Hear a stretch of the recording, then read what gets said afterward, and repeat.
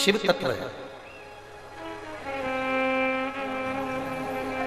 स्वयं ब्रह्मा जी भी भगवान शंकर को नहीं पहचान पाए।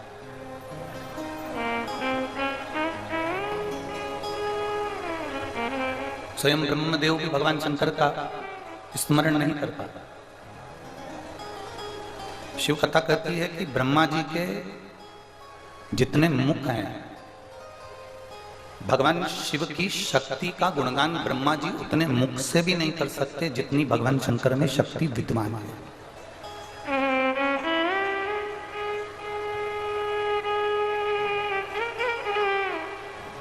जितनी शक्ति मेरे महादेव में है, उस शक्ति का गुणगान तो स्वयं ब्रह्मा भी अपनी संपूर्ण वाणी से नहीं कर सकता। संपूर्ण वाणी से। मेरी कुशीनगर की जीजियों और मेरे जीजाओं, मेरी बेटियों बेटाओं, मेरी माताओं, मेरी जीजियों, मेरे भाई, दुनिया के लोग कहते हैं कि महादेव में कितना बल है, शिव में कितना बल है।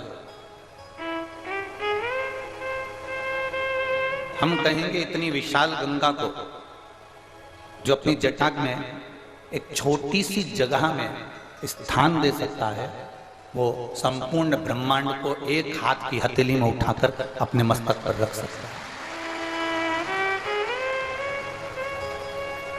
अविरल बहने वाली वो गंगा, अविरल बहने वाली वो गंगा निरंतर बहती है, निरंतर बहती है।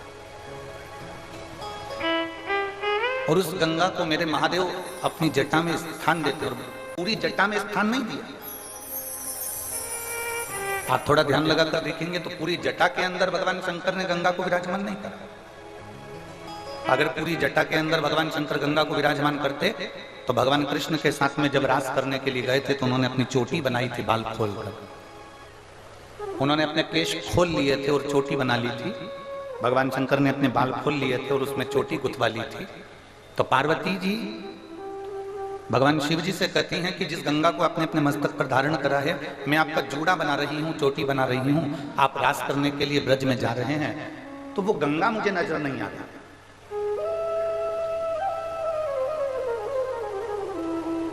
वो गंगा मुझे नहीं दिख रही है, जिस गंगा को आपने मस्तक पर संजोया है, जिस गंगा को आपने अपने मस्तक पर रखा, वो गंगा मुझे नजर नहीं आ रही।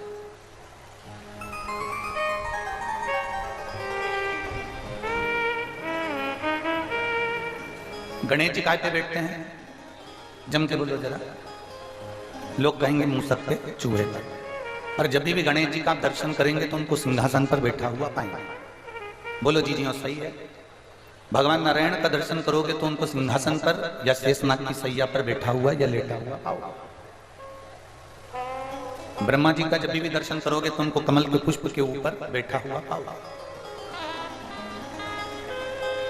लक्ष्मी जी का दर्शन करोगे तो उनको कमल के पुष्प के ऊपर बैठा हुआ पाओगे।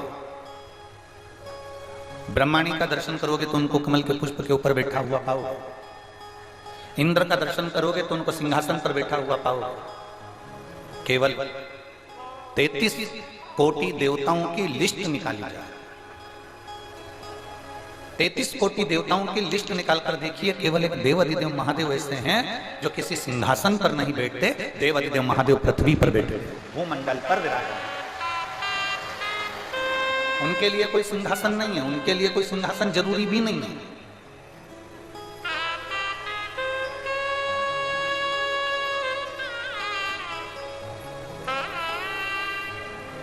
मेरे देवाधिदेव महादेव किसी सिंहासन पर नहीं, मेरे देवाधिदेव महादेव जमीन पर बैठे हैं, भूमि पर।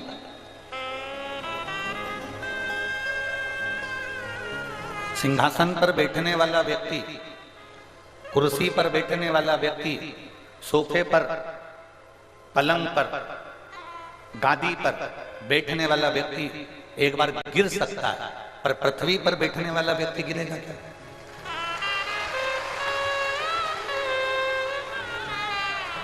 आप सब जमीन पर बैठे हो ना, गिरोगे क्या? नहीं। कोई कुर्सी पर बैठा है, उसका पाया टूट गया, गिर जाएगा। कोई पलंग पर बैठा है, लुढ़क जाएगा। कोई सिंहासन पर बैठा है, वो गिर सकता है। कुर्सी पर बैठने वाला कभी ना कभी कुर्सी से नीचे उतर सकता है। कुर्सी पर बैठने वाला एक ना एक दिन कुर्सी से नीचे आ सकता है। पलंग पर बैठने वाला एक ना एक दिन पलंग से नीचे उतर सकता है, जो ऊपर बैठता है उसको नीचे आना ही पड़ता है।